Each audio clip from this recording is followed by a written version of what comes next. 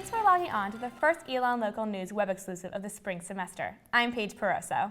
And I'm Ryan Gwaltney. Here are the stories we're following this Thursday, February 6th.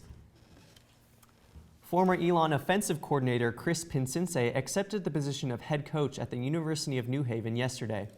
During the 2012 season at Elon, Sensei directed one of the top passing offenses in the football championship subdivision. When Swepson was fired, Sensei and the rest of the football team staff lost their jobs, giving Sensei the opportunity to seek out this job. Winter term study abroad trips may be over, but applications for the fall are still open. Our Meredith Stutz is here with tips on how to plan your trip. The deadline to apply for study abroad for fall is less than 3 weeks away, and if you're interested in applying, these tips can help.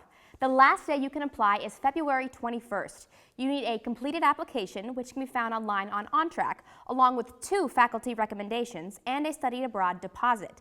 If you need some help planning your trip, you can attend one of the study abroad workshops held twice a week until the application deadline. These workshops can help with course planning, finding and applying for a program, and identifying interests and needs. And it isn't too early to start planning ahead for next winter term either. The study abroad options for next winter term come out in March. Today kicked off the first day of the Winter Olympics in Sochi, Russia. The men's figure skating, men's team figure skating, and the men and women's slopestyle snowboarding teams competed. The events will start airing tonight on NBC at 8 p.m. And if you're interested in watching the opening ceremony, that airs tomorrow night at 7:30. If you want to be a part of the Olympic action this year, you can get involved on campus with the Sub Winter Olympics. Sub Live will offer games like cornhole, foursquare, marshmallow toss, apple stacking, and many more. The games begin at 8:30 tomorrow night in Mosley 215. Students coming back from break may have noticed some changes on South Campus. Construction crews started renovating the building next to the financial planning office. The building will now hold classes for psychology and human service studies, which are currently held in Long and Alamance. Elon's Director of Planning, Design, and Construction Management, Brad Moore, told Elon Local News that the renovations will be completed by summer and will be ready for the fall semester. Education for low-income families here in Alamance County, that was the topic of discussion at a panel held yesterday in Newman Lumen. Jean Radigan-Rohr led the discussion. She says more than 17% of the county's population is below the poverty line, with an even higher rate for minorities. Radigan-Rohr also discussed Elon's efforts within the Alamance education system.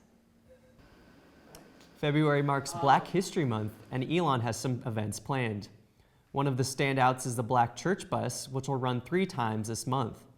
There is also an exhibition from the Elon African Art Collection starting on February 11th. The next week, African and African American Studies Author of the Month will hold a lunch series on February 19th. And to wrap up the month, there will be a Black History Month dance performance on February 22nd. Runner-up on American Idol and Celebrity Apprentice, Clay Aiken, is trying to make the move to politics. He is running for Congress in the 2nd District as a Democrat. To run against current Representative Renee Elmers, Aiken will have to beat 2 other candidates in the May primaries. The potential candidate has released 6 albums since American Idol, but says his political move isn't to help his singing career. That's all the news we have for you tonight. For the latest news, be sure to like us on Facebook and follow us on Twitter. Also, be sure to check back to our website at elonlocalnews.com and tune into our show Monday night at 6. From all of us here at Elon Local News, have a great weekend.